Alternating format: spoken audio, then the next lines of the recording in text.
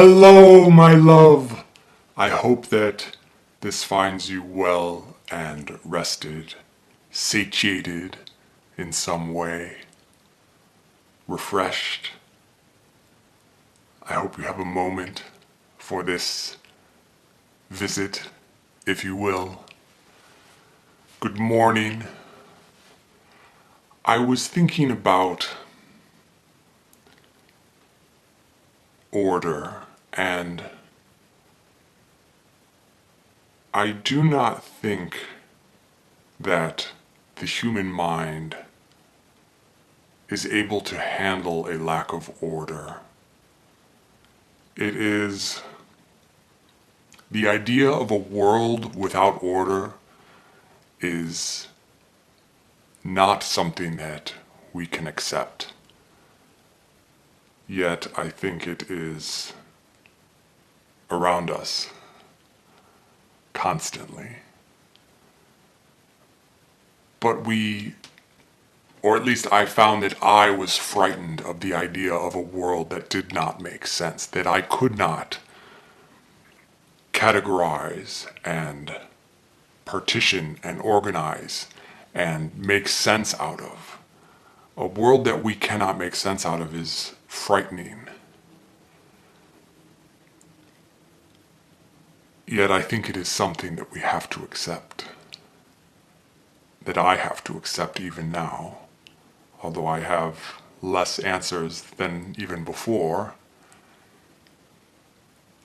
A good example of this is, and I was listening to a radio program, and I cannot recall if it was This American Life or... No, I think it was This American Life. Or it might have been Radio Lab. Memory escapes me, but there was a reporter who was not quite going undercover, but who was working in the prison system as a journalist, and he had, I believe, gotten a position as a guard, if I recall. And there were issues of whether or not the inmates were actually guilty of the crimes for which they had been convicted, and the story went along the lines that someone was maintaining their innocence, and the position of the guards, even in the face of some evidence that this person did not do the crime for which they had been convicted, was, but he must have done something. The position of the guards was, he may not have done the thing for which he is imprisoned, but he most certainly did something that warrants the punishment that he is receiving. Which is such a scary thought. And I view that as an example of our minds not being able to accept a world without order. The idea that someone would be imprisoned for something they did not do is an example of a world without order and is terribly frightening.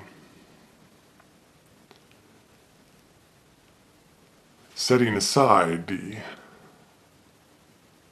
social implications and the whole problem of having people in prison for things for which they did not do,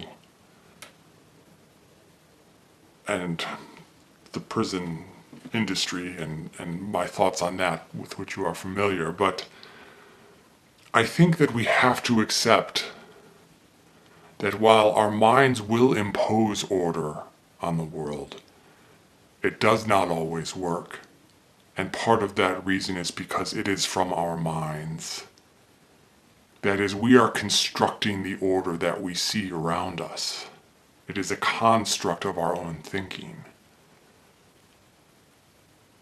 And once you realize that, you realize that the order does not exist in and of itself. And that perhaps there is no order at all. Not an easy thing to sit with, I think. but something to consider and perhaps accept. I think that I found ultimately there was